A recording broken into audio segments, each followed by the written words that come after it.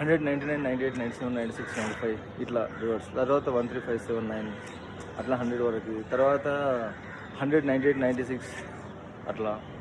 ఇవన్నీ చేయండి. కాన్సన్ట్రేషన్ కరెక్ట్గా ఒక పాయింట్ పైనకి వస్తుంది.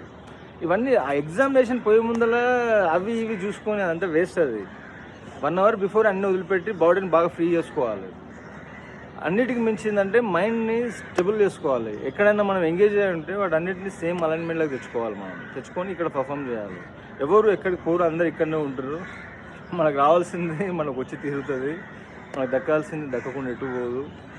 మనం కరెక్ట్గా ప్రయత్నాలు చేయాలి అన్నిటికీ. అది మనం 100% చేసినప్పుడు అన్నీ మనకు దొరుకుతాయి. ఫైనల్గా ఒకసారి కన్క్లూడ్ చేస్తే, నేను ఈ స్ట్రెస్ని ఓవర్కమ్ అవ్వడానికి ప్లస్ బెస్ట్ పర్ఫామ్ చేయడానికి ఈ 3 స్టేజెస్లో చెప్పిన. ఒకటి మైండ్ని కరెక్ట్గా స్టడీ చేసుకోవడం. తర్వాత పాయింట్ బాడీ వార్మప్ చేసి ఆక్సిజన్ ఇంటేక్ అండ్ బ్లడ్ సర్క్యులేషన్ని కరెక్ట్గా అంతటా పంప్ అయ్యేటట్టు చేసుకోవడం. ఆ తర్వాత వచ్చేసి మనకున్నటువంటి కమిట్మెంట్స్ కానీ లేకపోతే రిలేషన్స్ కానీ వాటన్నిటిని కొద్దిగా హోల్లో పెట్టుకోవాలి. ఇప్పుడు ఫోకస్ అంతా మన ఎగ్జామ్ పైన ఉండేట్టు చూసుకోవాలి. అట్లా చూసుకొని బెస్ట్ పర్ఫామ్ చేయాలి. దానికి నేను ప్రాణాయామం చెప్పిన, బాడీ వార్మప్ చెప్పిన, తర్వాత మైండ్ ఎక్సర్సైజెస్, నంబరింగ్స్ చెప్పిన.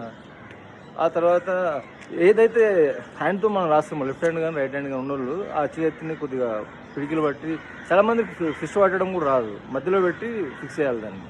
తర్వాత ఫింగర్స్ని కొద్దిగా ప్రెస్ చేయాలి దీనిపైన, ఆబ్జెక్ట్ పైన పెట్టి, బెంచ్ పైన వాల్ పైన పెట్టి పర్ఫెక్ట్గా. ఇవన్నీ నేను చేసినే చెప్తున్నాను. నేను బెటర్ పర్ఫామ్, నేను ఎక్కడ ఫెయిల్ కాలేదు. ఎంఏ పొలిటికల్ సైన్స్ డిగ్రీలో జాబ్ వచ్చి మళ్ళీ కూడా కంపెనీ తర్వాత ఎంఏ పొలిటికల్ సైన్స్ చేసిన, పిహెచ్డీ కూడా చేద్దాం అనుకున్నా, చేయలేదు.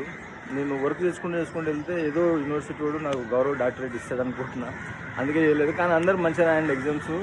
దేని గురించి ఫీల్ కానవసరం లేదు. ఎవరు సూసైడ్ చేసుకోవద్దు. జీవితం చాలా పెద్దది, మనకు చాలా అవకాశాలు ఉంటాయి. ఈరోజు వచ్చిన మన మార్క్స్ని బట్టి మన ఫ్యూచర్ ఏమి ఉండదు.